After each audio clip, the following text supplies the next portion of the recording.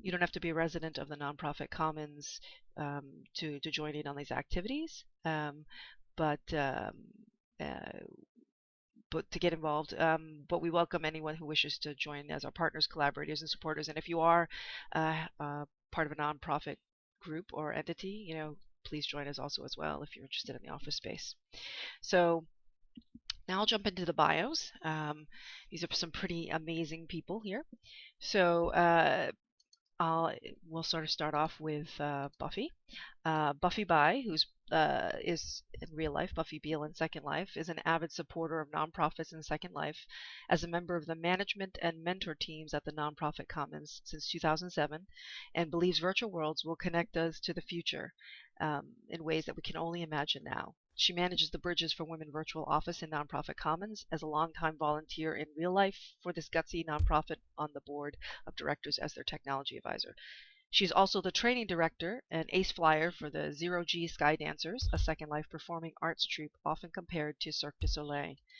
Buffy retired early in 2009 from a lifelong career in computer technology with the Ontario and British Columbia provincial governments, with positions ranging from user and network support, programmer, software instructor, to her final position as service integration engineer, managing large-scale, high-profile implementations for IT services. Then we'll go on to Corin Mayo, who's Dick Dillon in real life. He has held many positions in his 30-plus years of involvement with the behavioral health field, including counselor, clinical team leader, program director, and chief operating officer. He has been a consumer of services and then soon after graduation from the treatment program, Dick began working with other people in early recovery, first as a volunteer alumni coordinator, then as an addiction counselor, clinical team leader, and programs director. And Dick, I think your mic is open. In 2000, Dick joined Preferred Family Healthcare, which was then, as now, one of the most progressive and fast-growing mental health service providers in the United States. He served there for 11 years as Senior Vice President of Planning and Development, and then in November of 2011, Dick formed his own consulting organization, Innovation LLC, devoted to helping behavioral health and other human services organizations become more innovative and effective by combining common sense, vision, evidence-based practice, and cutting-based technology. A hallmark project has been developing over the past few years avatar-assisted therapy, which recently won a third place in the Lockheed Martin Innovate the Future Challenge, in competition with nearly 500 other entrants in all fields of science, research, and performance. Dick's philosophy is simple. Make the seemingly impossible possible by blending unbridled passion for the success of others and concrete research, solid clinical practice, and imaginative problem-solving solutions. Now we'll move on to Glitteractica Cookie, Susan Tenby, in real life. She's worked in online community management for 14 years and has been active in social media since 2006. In her current position as Director of Community and Partnerships for Caravan Studios, she uses her community management skills and social media listening expertise to analyze social networks, build community, and generate leads. Susan runs all the social channels for the organization. She drives a large portion of the partnership conversation openers using her unique ability to turn a tweet into a meeting. As the original online community manager of Techsoup, Susan was responsible for launching the organization's active community and social media presence, including founding the virtual nonprofit community of practice, Nonprofit Commons in Second Life. Caravan Studios / Techsoup are the sponsors of the Nonprofit Commons and Second Life community, along with the creator of Second Life, Philip Rosedale, and two others. Susan also testified on the benefits of virtual worlds for social good at a special congressional hearing on virtual worlds in 2008, and was even called out by Jon Stewart for her avatar's unique name during this.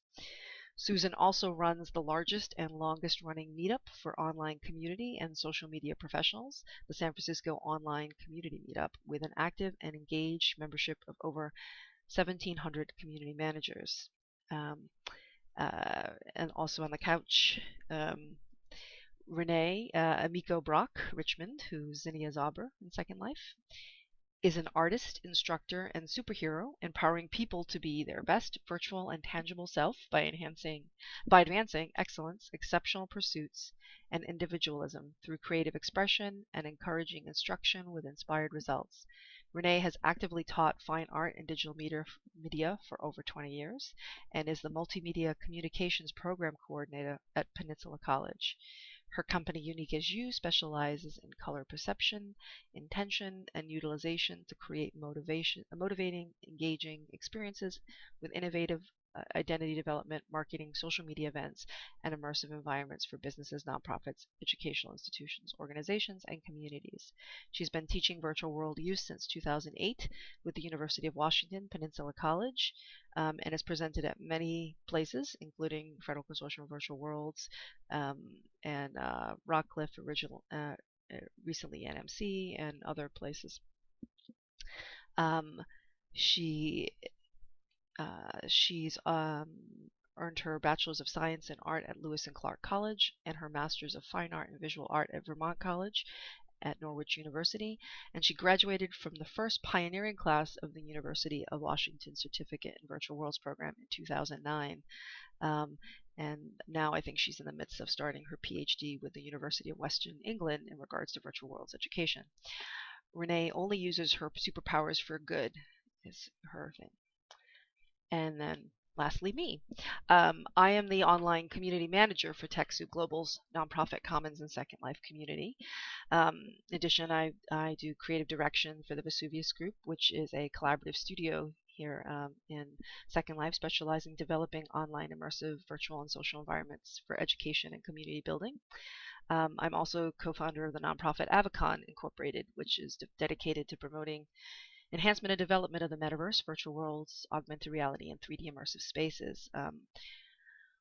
With Avicon, I've helped organize some of the Federal Consortium for Virtual Worlds, the Open Simulator Community Convention, and also organized the last couple of years of the Second Life Community Convention that brought together hundreds of users of Second Life in cities such as Boston and Oakland.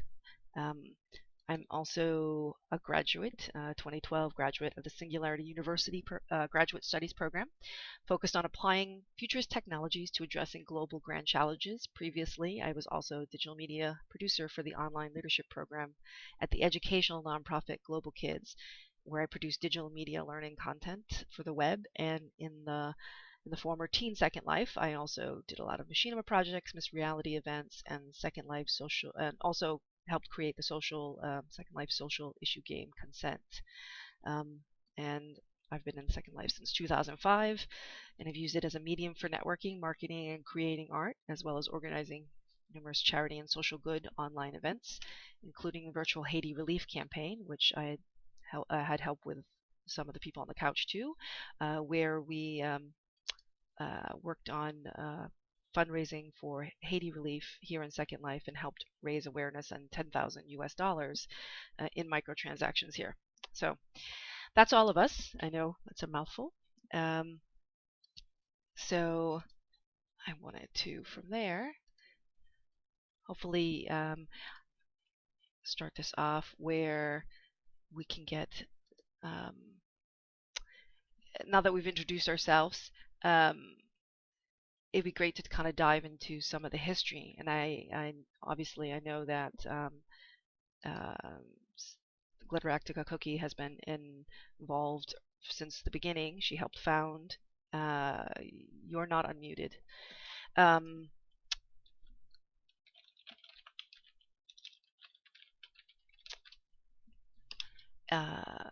And hopefully she can, if we can get her voice up, she can. Hello. Hi. Can you hear me? Yes, can hear you perfectly. So it would be nice if you could kind of fill in on the beginnings of Nonprofit Commons, since you were the founder of such an amazing thing. Sure. Hi, welcome everyone. Thanks for showing up. So basically, 12 years ago, I guess it was right at the beginning of Second Life.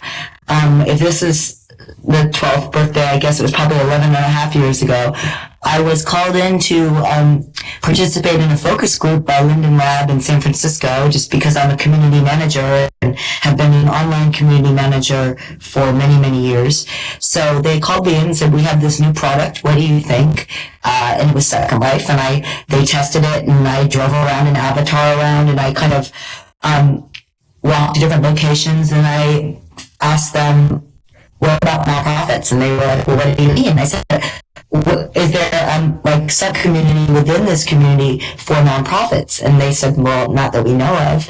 So I said, oh, that's interesting. And then I thought about it all night, and I went home from the focus group and set up an avatar, and like kind of, it was this crazy high I had from being in World, and I set it up and like started meeting people and just did it right from the beginning, and got connected with the people at Information Island, and met with the library community like Lori Bell and some others, and asked them what they thought. And none of them really knew. There was American Cancer Society was in there, but there weren't many other nonprofits, and there certainly wasn't a community of nonprofits that would kind of organize other nonprofits to talk about our work and use this as a virtual meeting space and kind of have experiential learning. So I asked Lori Bell if she would help me make that happen. So she donated the first space to the Nonprofit Commons, and it was on her Information Island. And I believe Corin was there, and Joyce, I don't know if you were there, or Rhiannon, Zinnia, I don't know if you guys were there or not. I can't remember. Buffy, I believe you Anyway, soon we all got together and made a community of probably 10 people. And then we were having regular meetings. These Friday meetings have been going on for the entire time, pretty much.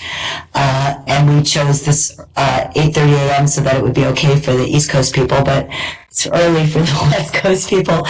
And I went and spoke about it at one of the first Second Life community conventions. And I met Angie Chung, who was, I guess, the first virtual millionaire. And she and her partner Guntram offered to give us our island and build us our sim, and that's how we got started where we are now. And then we just kind of expanded, and we got the Aloft Island, and we kind of grew out from there. And I've had several different community managers in the community. Rick Reel, who's Rick Panganiban, was one of them. And the other ones, I don't think you guys would know, but Joyce has been around for a long time and has done great things. Our members are incredibly dedicated. The ones you see sitting next to me are so passionate about the work they do and are really excellent community organizers. It kind of started as an underground thing. I didn't really tell anyone at Techsoup about why I was doing it. And then once it was established, I wrote an email to 20 executives at the organization, and the subject line was a crazy ass idea that I really think I believe in. I hope you do too. And they were kind of hesitant. They thought that we would be mocked because, you know, virtual worlds and avatars weren't necessarily taken very seriously at the time, back 11 years ago. But they all kind of stood behind and helped me make it into a program, and they trusted us. And this program has proven to be so successful across all of our organization's programs. You know, it's been a great recruiting tool for us at Techsoup. It's also been a great way to share our programming with other nonprofits, because all of the members represent other nonprofits. It's definitely been a great learning experience. And so it went from being kind of an underground program to being a primary program in the organization. And as we launched Caravan Studios, which is the newest division of Techsoup, which focuses on apps for social benefit, I took the Nonprofit Commons with me there because I didn't want to let it go. And so Techsoup is still supporting the program, and Joyce is doing a fantastic job leading the community, so I just have to show up and watch. And I still bump into some of the Lindens from time to time. I'm very good friends with Jessica Dizlowski, and she and I probably meet for drinks once a week, and she was Jessica Linden. She's the one who brought me in. So, and I still talk to Philip Rosedale here in So it's become a big family, and I really have learned a lot, and the professional networking in this community has been truly incredible. And all of the nonprofits that have joined, I just never thought I would be. I've always said, and I do maintain, that where else on earth is there a recurring meeting of at least 15 to 20 people from all over the world that show up in one place for this many years? You know, it's just not, it wouldn't happen if it wasn't for Second Life. And it's a lot more than just a chat room of people. It's definitely, I feel like I know all of these people. So thank you so much for all of your support, and thank you mostly to the people sitting next to me for all of their time and their dedication to the community, and for working. And really thank you, Rhiannon, for working so hard to bring in speakers every single week for all these years. It's just really incredible. You guys are very inspiring. Thank you.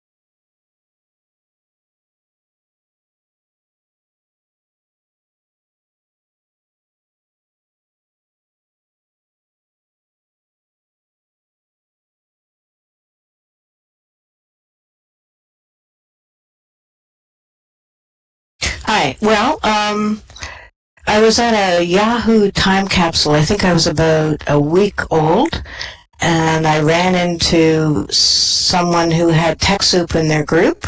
And since I've been volunteering with Bridges, we use Techsoup. And up until then, I thought it was kind of a game, and I wasn't really that enthralled with it. But when I saw that, oh, my eyes popped. I just went straight over to I looked up somebody in the group and found that out, and I found Glitter Actica's mailbox. So I dropped in and I found out how to do a note card. I dropped in a note card thanking TechSoup, and within like a day or so, Susan got back to me and said, well, we're going to have this nonprofit common group of offices. Are you interested? And I just went, are you kidding me? Sure. So that's how I found out about it, and convincing my board was another thing, because, as Susan said, it was not very acceptable back then to be in a game. And but the one thing that they said was, if there's bad things that go on in Second Life, well, that's exactly why we do need to be there. So I really was very thankful for that, and got one of the first offices and learned how to build, and never looked back. I love it as much today as I did the first day I saw it. So thank you, Susan, for replying to my note. That's it. Great. Yeah, so I think I had a experience not dissimilar from Buffy's in both how I got connected and our sort of wending our journey into the NPC. When I first came into Second Life, I really wasn't sure what it was all about or whether I was going to do anything interesting in there, but I did come into it with the idea in mind that it might be helpful in my nonprofit work. And using the search tool in Second Life, looking around for nonprofit presence, there wasn't a lot of depth, as Susan mentioned, but one name that did stick out was TechSoup, and fortunately I'd had experiences with TechSoup's software program in the past, so I was familiar with them, and that led me to, I think at the time there was just a kiosk up on Lori Bell's Island that had some notes on there about this group getting together and who to contact and when we could meet up, and similarly to Buffy's experience through conversations with Glitteractica, found out that I think they had just gotten the island from Anchi Chong, and so we all went over there, and I think Buffy and I spent a lot of time building our offices at the same time, because we would see each other online and kind of come over and to each other's offices and admire our handiwork. As we were learning how to build and put things together. I remember Buffy moving her bridge several times during that early experience, and as the organization started filling in the office space, Glitter asked me to help out with some of the newcomers to get their office spaces constructed and laid out and tricked out with information, and I was really happy to do that. It gave me something productive to do. That was my first volunteer job with NPC, and I think the second one I have was I was on the security detail when we had our big open house for the first sim, so in case any griefers showed up, I got to stand off on the side and look like a tough guy, so that was great. But that was 7 plus 8 years, maybe 8 years ago, and have certainly been actively involved in a variety of NPC-related projects. And, as Glitter mentioned, one of the big positive things that has come out of this is not just the knowledge that I've gained from the experience of other nonprofit organizations who are involved in using virtual environments, which ultimately led to my development of my own organization to pursue the avatar-assisted therapy, as was mentioned in the introduction. But I've also had the great pleasure of meeting many of the NPC members and other people I've met in Second Life, also in real life. And I always laugh about it that the avatars that I meet in real life almost never, with the exception of Zinnia probably, almost never look the way I expected them to, but they always behave exactly like I would think, because I think for the most part we're true to ourselves and our personalities inside the virtual world as we would be in real life. So it's always been a great deal to meet friends that I've already established relationships with over a long period of time in real life as well.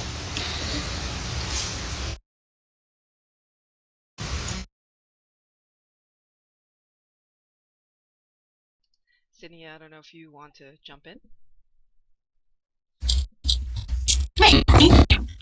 So, I first heard about the Perfect Commons prior to coming into Second Life, and I've been an educator and nonprofit supporter for over 20 years, and moving to the Olympic is nearly the very end of the United States.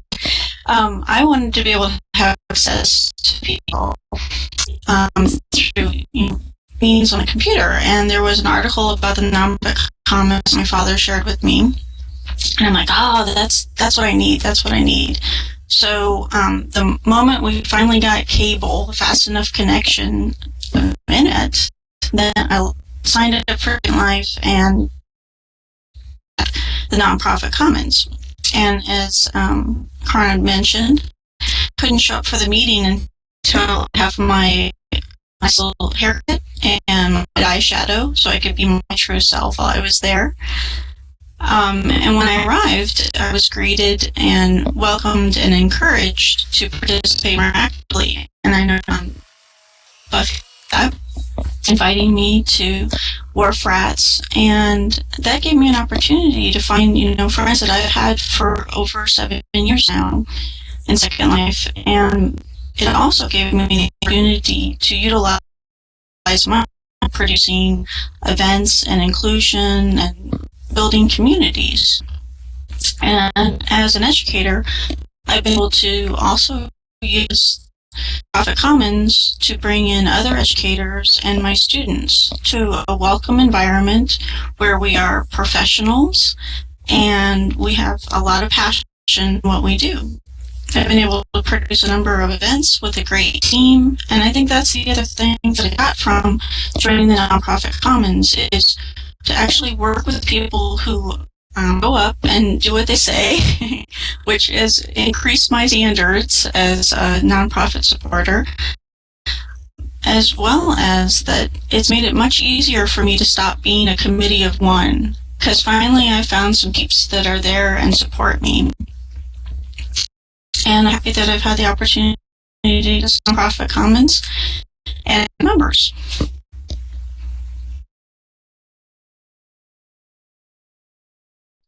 Great. As for myself, I first became aware of Nonprofit Commons, in the early days when it was actually on Info Island, as Galactica mentioned, with Lori Bell and Info Island, and went to some of the early meetings there. I think I actually, I'm not sure if it was like how early on, but I went to one of the early meetings where Jessica Linden, as she was mentioning, was presenting about a topic. And I think that was the very first time I think it was one of the very first Lindens I met at the time, and also, um, the first time that I came across Nonprofit Commons. And I would, attend the meetings off and on through the years. When I worked at Global Kids, we actually collaborated quite a few times um, with Techsoup and with Susan on some of the events that they had there. We had some of them actually in Nonprofit Commons Amphitheater. Um, so there was a kind of a lot of collaboration over the years, and then once Rick Rial, which was Rick Panganiban that Glitteractica mentioned, once he decided to kind of move on career-wise and sort of step down as community manager, then I, with an interim hiatus of Zinnia being involved during the summer, I kind of took over in 2000 at the end of 2012 as the community manager. So it's been kind of an interesting kind of transition. I don't think in the first moments of coming across Nonprofit Commons and probably in those early days of Second Life in general, I don't think I really was in a point to think that much of the activity I was doing would change my career paths at all. So it's interesting to see how certain little meetings and interactions can then kind of become dominoes for later things. But so I've been organizing the community since October of 2012, and it's definitely a great community full of amazing nonprofit professionals and others that are kind of interested in social good and supporting them. So let's kind of move to, obviously, as we said, like Nonprofit Commons has quite a history. So it'd be interesting to hear kind of some of the greatest moments that, you think that you've had for both you and for the Nonprofit Commons and yourself participating in it. I know Wharf Rats was brought up.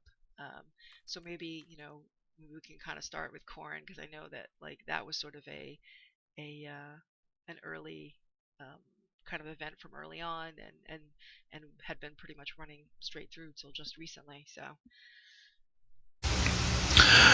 yeah, interesting how that came about. The first sim that we had, Plush Nonprofit Commons, that was donated to us, it was all built out. And when we walked in, the buildings were all there, and they're still there, and they're relatively structured environment. And for the first couple of years, I think everybody was delighted with it. But when we had an opportunity to add the Aloft Nonprofit Commons, and that's a whole additional story that's interesting about how the Aloft hotel chain bought that sim to do some market research and then donated it to nonprofit cause, and it ended up in the NPC family. We I think Inkenzo was kind of the driving force behind this, and we decided that we would build a much more free-form environment than the one that we'd been in the past. And so I had the opportunity to move Preferred Family Healthcare's operation to the new island and to basically choose what I wanted to do. And so I got a parcel that was on the water and decided that I would get a houseboat, and I bought it from somebody who'd built it already, and we put that out on the water, and we decided we'd turn it into a sort of a cafe gathering place, and in conjunction with doing that, determined that we'd take a risk on having a regular event once a week with music and dancing and just an opportunity for people to get together and talk and chat. And actually, at the time we stopped doing that, which was really only a couple of months ago, it was probably one of the longest running weekly events consistently in Second Life, and with the help of Zinnia and Parhelion, who was a big helper to NPC, and Buffy, and Brenna Benoit, who was one of my colleagues at Preferred Family. We kept that going for a long time. Sometimes there'd just be a handful of us, and sometimes we'd have a big crowd, but we always had a lot of fun and a lot of good conversation, both good social conversation as well as serious discussions that we'd have in the midst of the big dance party. So went on for, as I said, for I don't know, about 7 years, and you could count on every Tuesday night at 7:30 or 7 o'clock. When was it, Buffy or Zinnia? I've already forgotten. I guess about 7 or so. We changed the time a couple times, but it was in the evenings on Tuesday for a couple of hours every Tuesday night, and God gave us the opportunity to not only meet a lot of new people, but we really did form a core group of nonprofit friends who were consistently participating and have become some of my very close friends in life.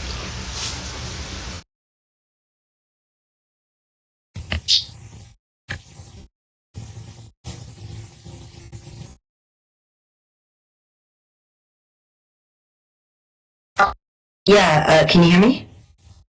Yes. Okay.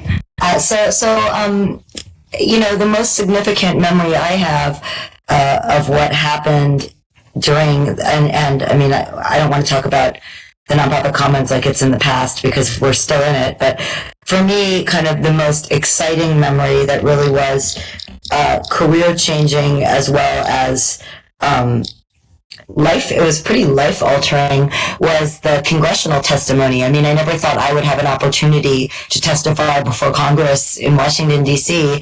And what happened was that the U.S. Congress was concerned about taxation because everybody was making all this money and bragging about it, millions of dollars in Second Life with virtual currency and not paying taxes. So the U.S. Congress wanted to check into it, so they scheduled a testimony, and what was funny is that it was on April 1st, so it was on April Fool's Day for those of you who are not in the U.S., and that is a day that is full of jokes, and so I think that that's kind of why Jon Stewart decided to pick it up. But in terms of the testimony, I wrote it probably 20 times and got my entire staff to review what I was going to say. Linda Mad asked me, by the way, to do it. They came, so it was me, it was Philip Rosedale, the founder, it was a guy from IBM, and it was someone from New Media Consortium. So it was education, nonprofit, for-profit, and the founder of the organization. So it was a pretty good balance, and we all had a statement to read, and then there was a panel, and the congressmen and women asked us questions. So Congresswoman Jane Harman asked me a bunch of questions, I remember, because I kind of thought she was really great ahead of time, and then I got to talk to her. So I wrote this testimony, and I got all this people to proofread it internally, and I didn't sleep a wink the night before because I was so nervous. And then at 5 a.m. on the day of the testimony, I basically ripped it up and started again, which was probably a big mistake, but I just didn't like what I was saying. And so I said something entirely different. I had to read it. I had to look up because I didn't have any of it memorized.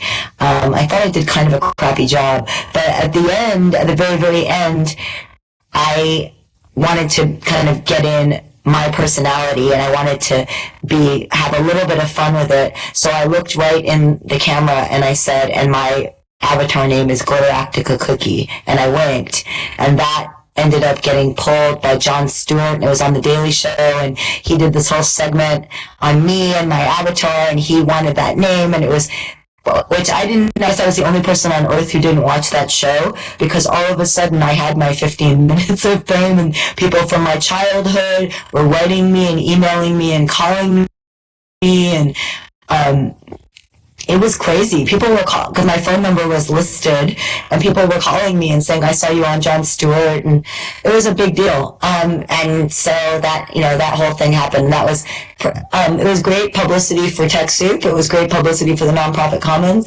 It was great publicity for Second Life, because how many people do you know that actually watch congressional testimonies? Most people don't watch C-SPAN.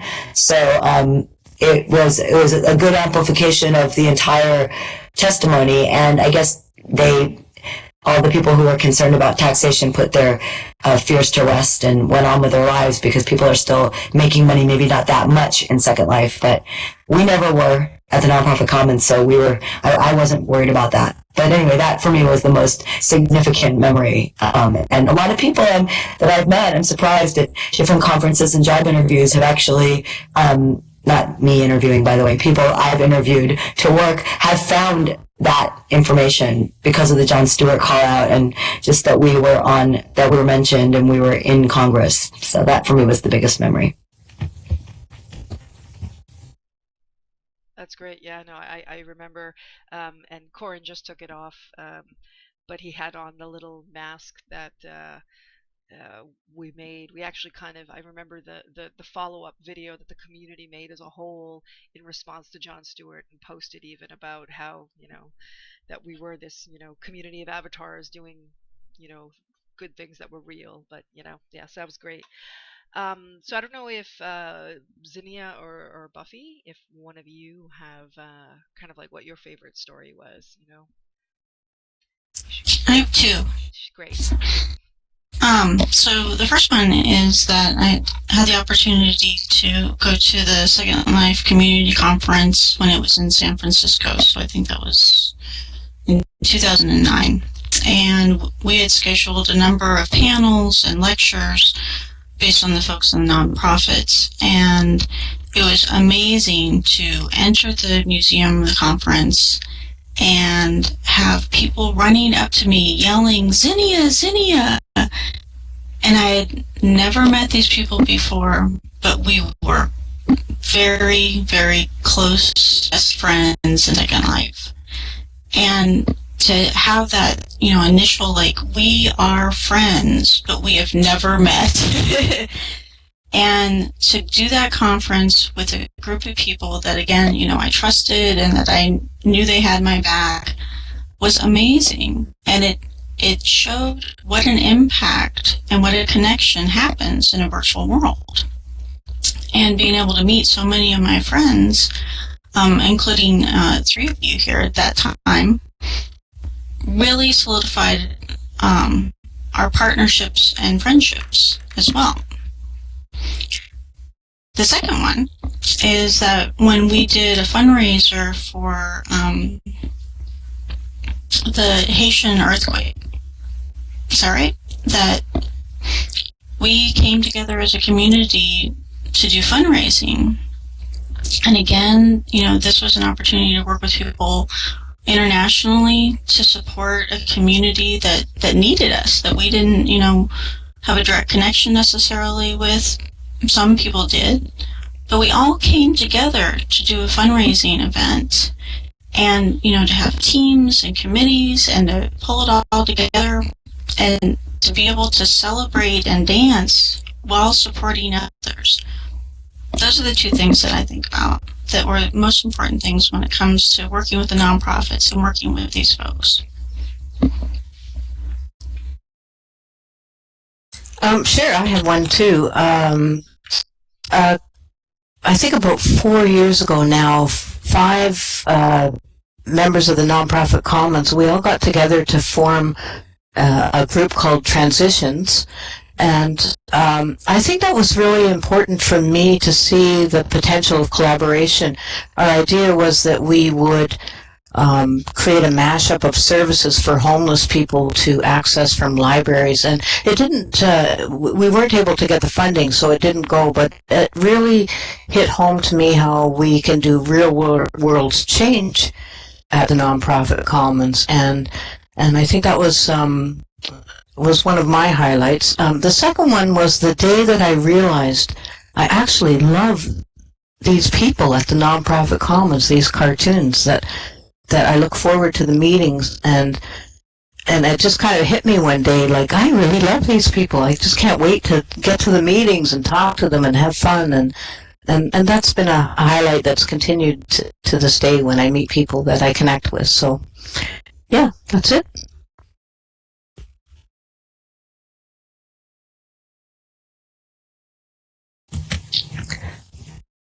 I can actually, I just wanted to mention another one that I think is pretty significant, a little less trivial as, John Stewart. It's pretty significant that one of our members, the avatar name is Jenny Miriam, and JANIMYRIAM, and she founded a support group in the nonprofit Commons called the Transgender Resource Center.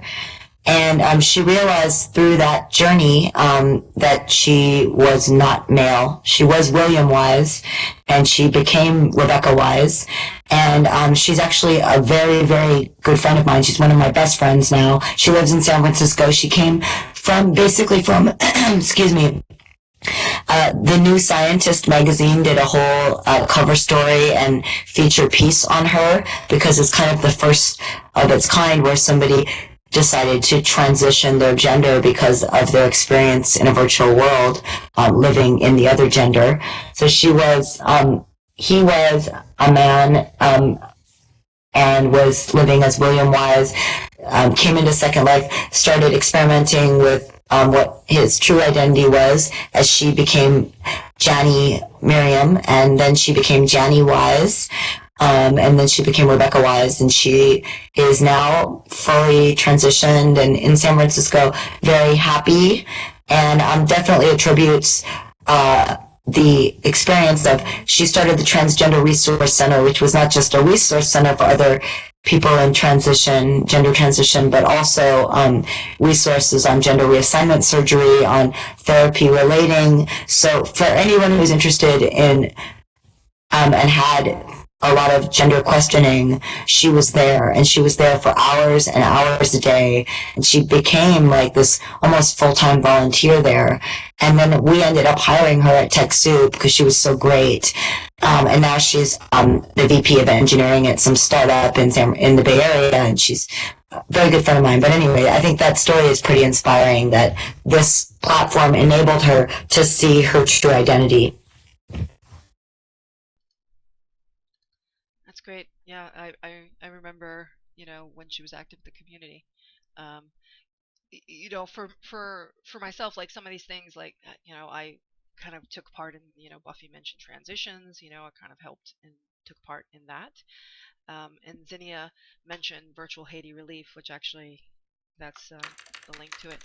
And, that was another kind of, event. In some ways, it was a big part of nonprofit Commons, but it also was, and the fact that it, did come together as sort of this grassroots group, sort of similar to the way you think of Relay for Life, and in the fact that lots of people were kind of fundraising for relief, for the Haitian earthquake victims.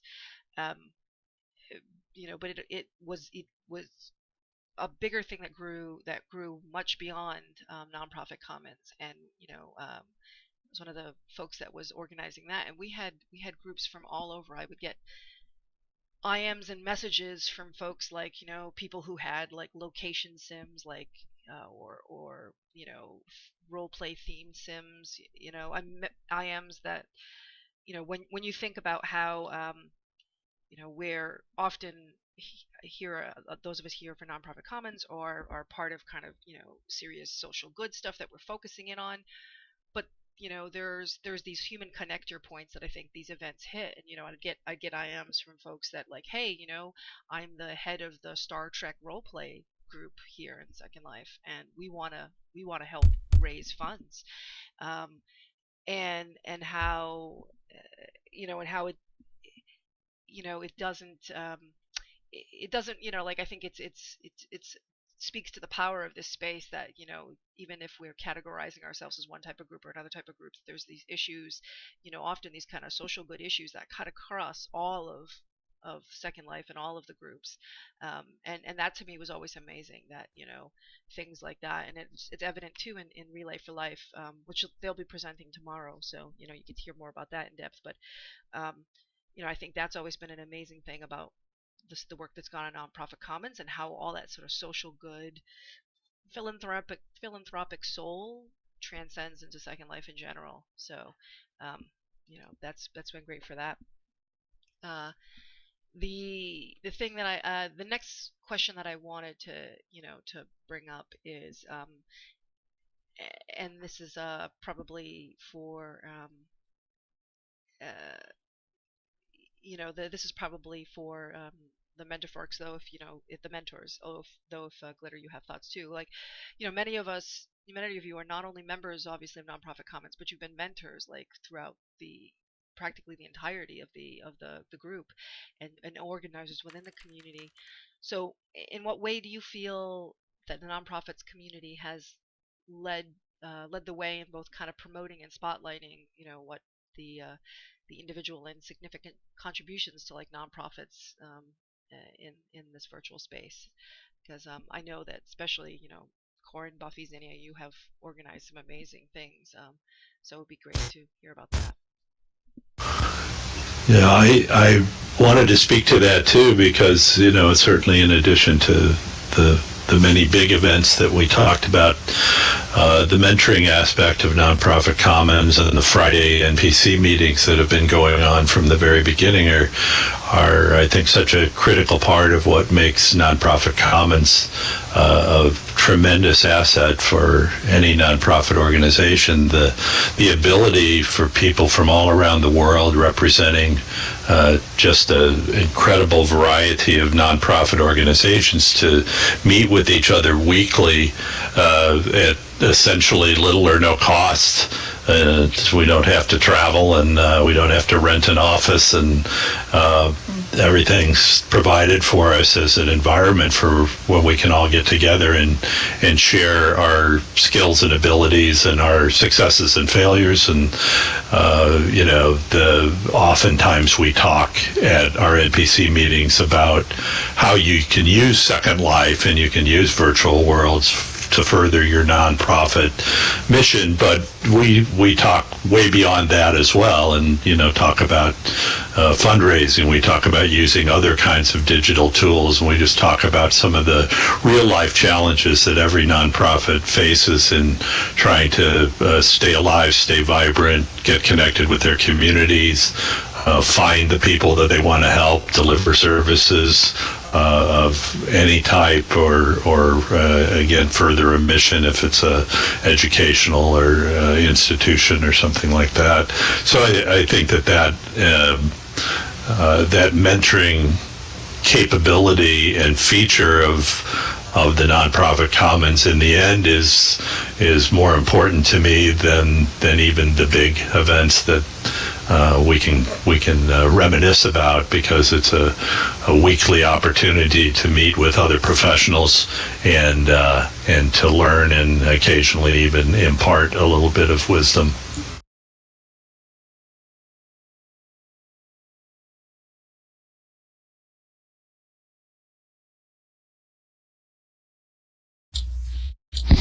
agree with you on that. I always have my students have to teach other students, and I believe that, we learn more when we teach others.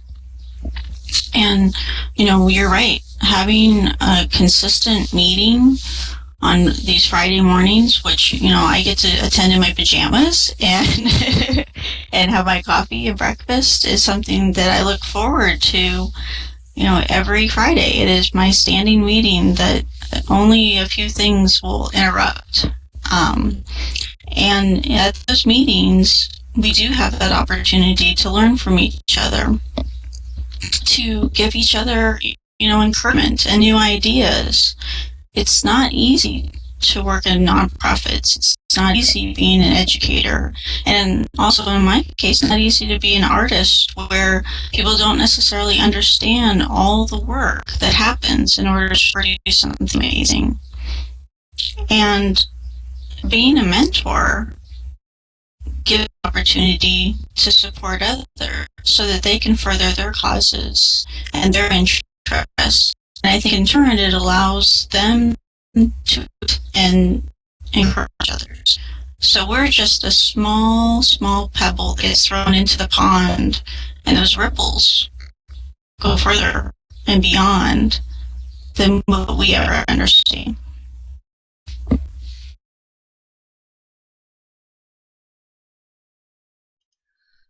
Thanks. Yeah, no, I've heard lots of praise for that, and I think I agree too for the weekly meetings, that those have been kind of our rock. Um, so, obviously we're kind of coming up on the end. Um, but I can, the big picture, I think, that a lot of people kind of ask, especially those of us who are doing this stuff with nonprofits in regards to a virtual environment. So, like, why do we think that virtual worlds, such as Second Life, are valuable for nonprofits? It would be good to kind of get like that kind of last closing thoughts from you guys. I don't know if Buffy or Susan, if you want to say anything on that first, and then before we wrap. So from my perspective, virtual worlds are good for nonprofits because most nonprofits that are small, considered small nonprofits, are operating with a really shoestring budget, and traveling to meet colleagues and to talk about best practices and to meet others with similar missions is just really prohibitive. So giving an opportunity to meet, giving an opportunity to meet your colleagues is really for free, as Corin said, is a really beneficial, and also with the anonymity factor helps for a lot of people who are dealing with pretty sensitive issues. Yes, I'd like to say that as well, Glitter, that the fact that we meet every week and build this connection and community, but also the fact that it's the structured meetings, that we have speakers, and the learning opportunity has been essential, actually, I would say, to my nonprofit. There's so many things I've passed on and learned that I don't know that I would find out about on my own. So I think the fact that we have the regular meetings and how well they're organized, and it's just a learning experience that it's really hard to explain to someone in the real world how we as cartoons can sit here and do serious real world change business. But that's exactly what's happened, and it's a great opportunity. So, yeah, that's it.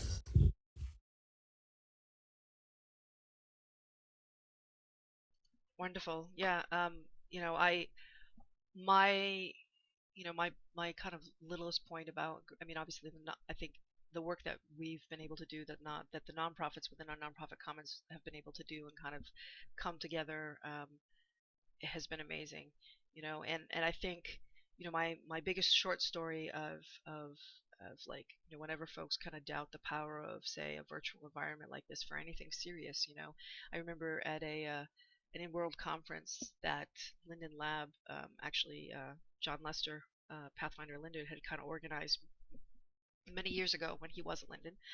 And at that conference, somebody was there looking for a disability support group, and they were trying to find somebody either from Virtual Ability or otherwise, and I kind of had connected them and ended up connecting them through to a disability support group, and then followed back up to because they were very much an enthusiastic kind of newbie, and I was like, oh, that's great, and followed up with the person I had kind of recommended them to sort of see, did they get okay, what was going on, and the fact that that particular person, while not only interested in sort of disability, related things, was they themselves disabled and was accessing Second Life, was a quadriplegic accessing Second Life with a mouth cursor kind of device, and that to me has always been the most amazing. Like, you cannot,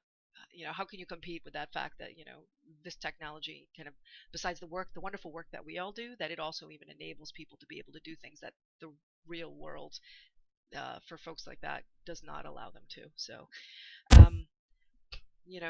and I'm honored to be here, like, with the folks on the couch there. I mean, I've, outside of Buffy, which is sad, someday Buffy, I've met all of them in real life too. We've presented together, we've been in events together, and they're an amazing group. So thank you, and thank you for all being part of the panel today. And I hope that anyone interested out there in the audience gets involved. You can reach out to us at nonprofitcommons.org is our web address, and as we had mentioned before, the weekly meetings are every Friday, 8:30 a.m. Pacific time, Second Life time, and they go till 10 a.m. So it's an open forum. Please come by. And if you yourself are doing any sort of social good, serious work, seek us out. And we'd love to have you as part of our community as well. So that's it. Thank you all. It was great, and feel free to ping me or any of the rest of us, after this, if you're interested. That's how you can get a hold of me. So, thank you. Thanks all. Thank you very much. And thank you all for joining us. Thank you, and have a great day. Bye all. Thank you.